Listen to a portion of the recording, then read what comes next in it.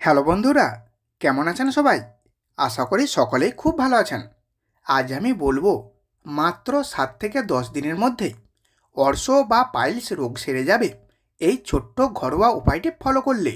অর্শ রোগটি হেমারয়েড বা পাইলস নামেও পরিচিত। পাইলসের সঠিক কারণ না জানা গেলেও গবেষণায় দেখা গেছে মলত্যাগের সময় মলদ্বারের চাপ বাড়ার কারণগুলি পাইলসের জন্য ব্যাপকভাবে দায়ী।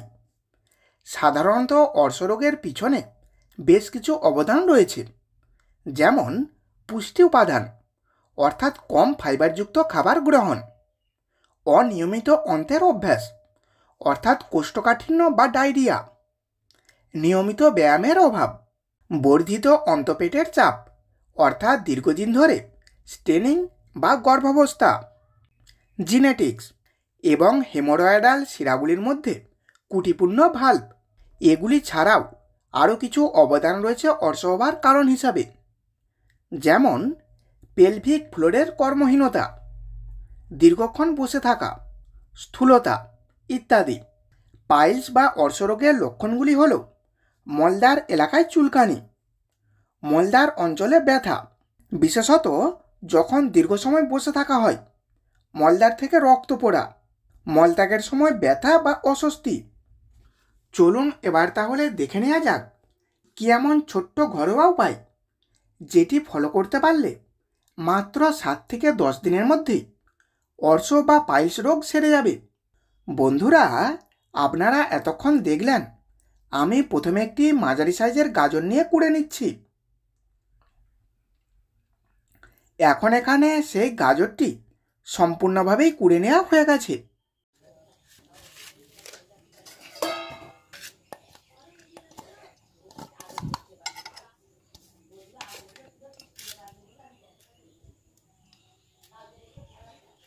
এবার এটিকে প্রচণ্ড রোদে রেখে বেশ ভালো করে শুকনো করে নিতে হবে।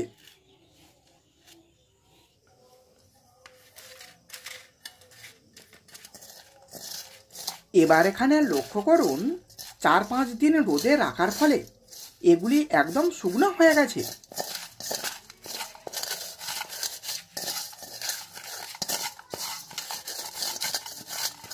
এবার এগুলিকে একটি হামালদিস্তায় করে বেশ মিহিভাবে গুঁড়ো করে নেব। আপনার কাছে যদি হামালদিস্তা থাকে তাহলে খুবই ভালো, আর না থাকলে শিলনোড়া অথবা পাটায় পিষে নেবেন।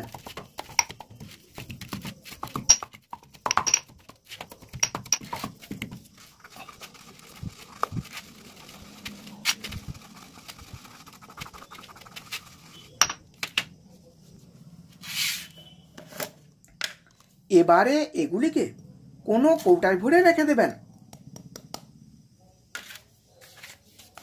এবার আপনাদের বলবো এটি কখন কিভাবে খেতে হবে, যার ফলে মাত্র 7 থেকে 10 দিনের মধ্যে অর্শ বা পাইলস রোগ সেরে যাবে।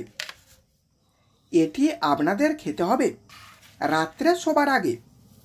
তার জন্য প্রথমে 1 গ্লাস গরম জল নেবেন এবং তারপর জলের মধ্যে এই পাউডারটি 1 চামচ দিয়ে দেবেন।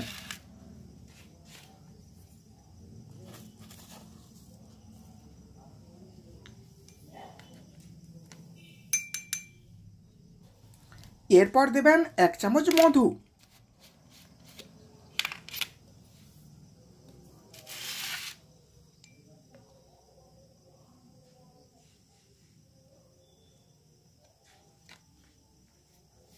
এবারে এগুলিকে ভালো করে মিশিয়ে নিয়ে কুসুম গরম থাকা অবস্থাতেই খেয়ে নেবেন।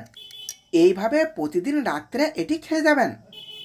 এই ছোট্ট উপায়টির গুণে মাত্র 7 থেকে 10 দিনের মধ্যে খুব ভালো রেজাল্ট বুঝতে পারবেন। তাহলে এই পর্যন্ত ছিল আজকের বিষয়। ভিডিওটি এখানেই শেষ করছি। এখন একটি লাইক করে দিন, বন্ধুদের কাছে ভিডিওটি শেয়ার করে দিন এবং আপনি পৃথিবীর কোন প্রান্ত থেকে ভিডিওটি দেখছেন সেটি কমেন্ট করে জানিয়ে দিন।